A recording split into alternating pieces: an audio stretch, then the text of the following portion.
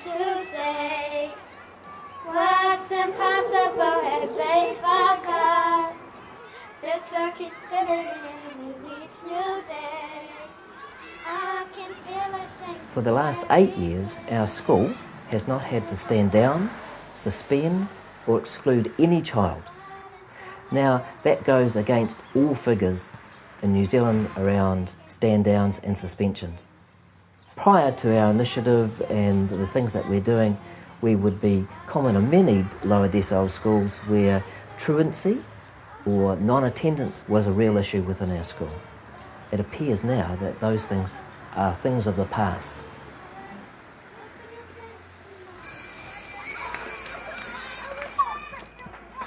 Well, for many years, our school was a classic low decile school. It was perceived as an underachieving school where truancy was high, where a large percent of our community moved around.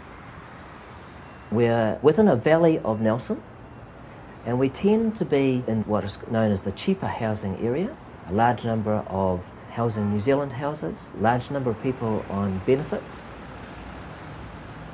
These communities, with young parents, with parents who are doing their very best, need assistance, because we know that what has happened in the past has not worked. Help us morning tea tomorrow at 10 o'clock, so just remember to bring Our school has decided to be different. So instead of putting up boundaries around our school, we have a philosophy of taking away all those potential boundaries and creating opportunities that are going to enrich and nourish our families. It has cost us no more money than what the government give us for education. It's the bringing together of the community agencies that work in our community, the parents as the first teachers, and the school, and saying, let's do something that is not traditional, but is going to be different, to make it different for our young people. That's what our journey has been over the last 10 years. Our energy has gone into making sure that we as a school are helping nurture a community, and we take leadership within that.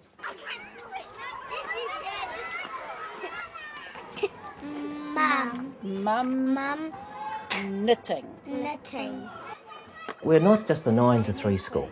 Our school literally opens at 7 o'clock in the morning and closes at 10 o'clock at night.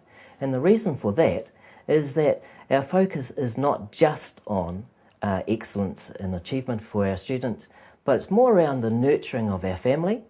So when we enrol a child, we actually enrol the whole family. We find that by strengthening a family and enhancing all the good things that families do, it pays very strong dividends for our young folk that come here and are taught between 9 and 3.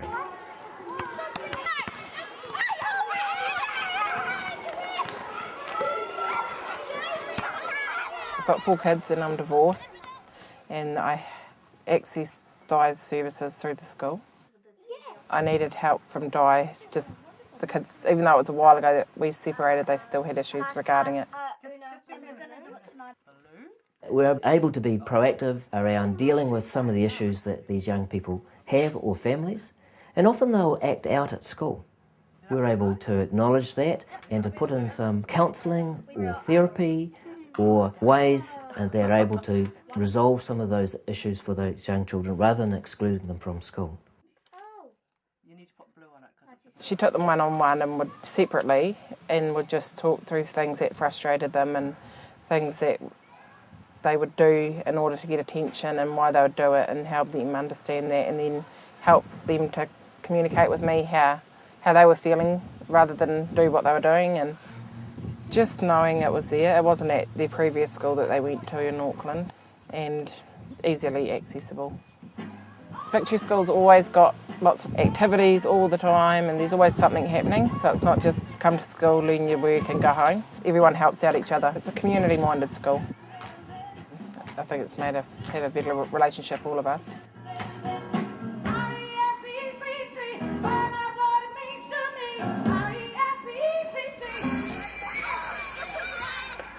A large percentage of our community in the past used to run away from issues. between 60 and 75% of our whole school roll used to change over in 1 year. Well, that's down to between 10 and 15%, and that's quite remarkable. Where parents, instead of running away from issues, they've trusted the school, they've trusted the health professionals and those that are here to help to strengthen the family, and they have felt and developed a relationship that's allowed them to stay in our community. So there's been a marked decrease in the turnover of people within our school. Within our school grounds is a community centre. We can't nourish our families or strengthen our families by ourselves, so what we've endeavoured to do is to build very strong relationships with the service agencies that are out in our community. So what we're going to do now is we're going to walk through our courtyard of our school and towards our community centre, the Victory Community Centre, which is literally only within 100 metres of the main office of our school. This is the entrance of the Victory Primary School and Community Hall and Community Centre, along with our health centre and the other community offices. So you might notice that there are arms that are extending out and extending in the shape of a welcoming, and that's directly pointing to our community out there. Welcome, come and be involved in our community centre. What's innovative about this place is that it is on the education campus of Victory Primary School, so there's a good solid relationship about educational stuff. But it's a community centre, so it's available to all ages. So we have children coming to playgroup, we have old people coming to the sit and be fit class, we have people participating in our community garden, other people come for fun activities like an event that we might hold, like Matariki last year. And then they find out that there's a diabetic nurse here, or that there's Plunkett, or that they need to see a midwife. So there's a range of different possibilities for anybody in this community to come and participate. We meet 2 times a week, on a Wednesday and a Friday. There wasn't anything really here in the Victory Square community that you could actually go to, but now you've actually got something here that's close and it's really good. You actually see all the parents actually getting together, and it's not just like one group here and then the other group here. You can see everyone getting involved, which is really good. What makes this unique, I think, is that the connection with the school and the connection with so many different agencies that come in and bring their services here. So not only does that make it really easy for the families in this area to connect with those services, but all the services get to know each other better. And so we build our trust in each other too, and therefore refer more easily.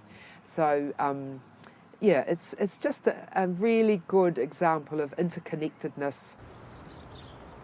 So we've had over 2,000 clients within our first year of operation using those very one-to-one services that happen out of here. And many of those are from families who we might think of as quite hard to reach and who don't know about what's available to them or what even they're entitled to. We'd stuffed it up pretty badly. And we had a matter of days, hours to find accommodation for us and our 5 children, and that's how we met Penny. Julie and Toya had trouble with their landlord, mostly because they'd overcrowded their house.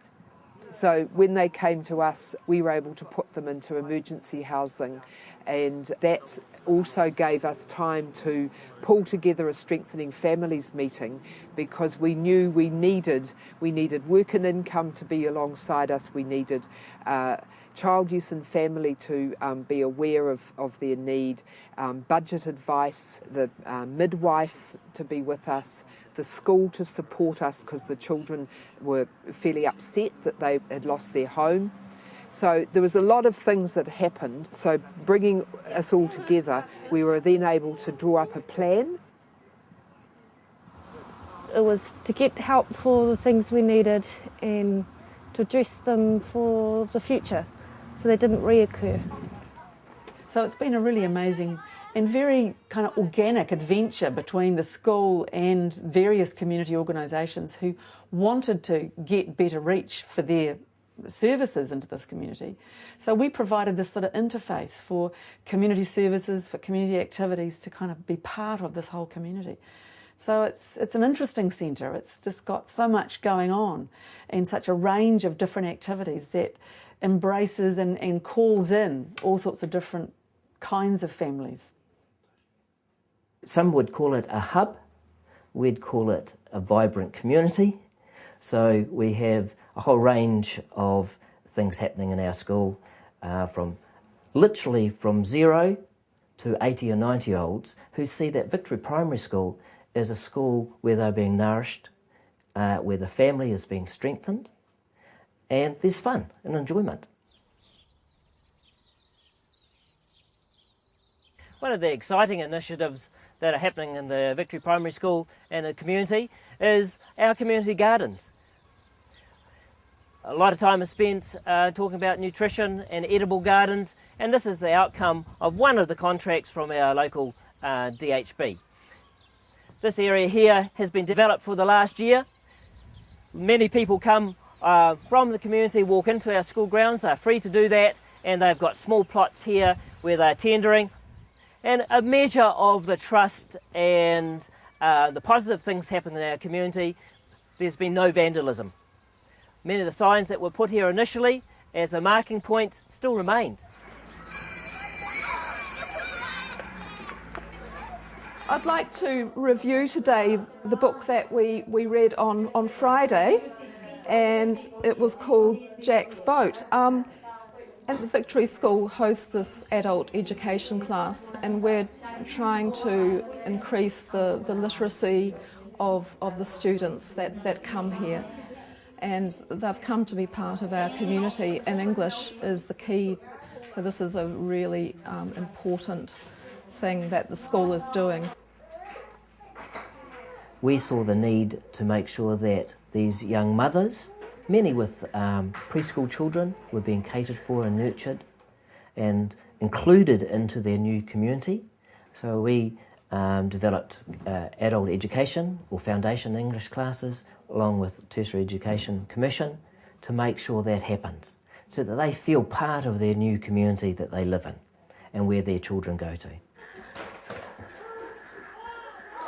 And there were lots of good verbs that we... Yes, I like living in Nelson because of Victory Primary School get us a lot of help with the education and with the health, with the families. The school helps this refugee community by being a welcoming place. They feel comfortable within the school. They feel that their children are being well looked after and that they're being well educated and will be prepared for their futures in New Zealand. Yes, well done. Victory Primary School is the most important place in Nelson for refugee families. The staff at Victory Primary School, they are very supportive and encouraging for refugee children. We love Victory Primary School. What's impossible have they forgot? This world keeps spinning and with each new day. Well, I think there's a lot of passion and energy at Victory Primary School, and I've been fortunate to lead a team, been very, very well supported by a board of trustees that have truly bought into the philosophy that this school is about being preventative and proactive rather than always fixing up some of the issues that we're dealing with. Initially, there may be some organisational things and meetings, but it's well worth it. We see the absolute positive benefits in our young people, their behaviour, their health, the engagement of our parents, the health of the parents, the way they talk more positively about their families. They deserve the opportunity for a school to break down some of those traditional boundaries that schools have put up themselves. It doesn't require that much more work. It requires an attitude change, and that is well worth it. It doesn't require additional money. The money is out in the community, It's around a school being smart and finding where that money is if they want to enhance their family.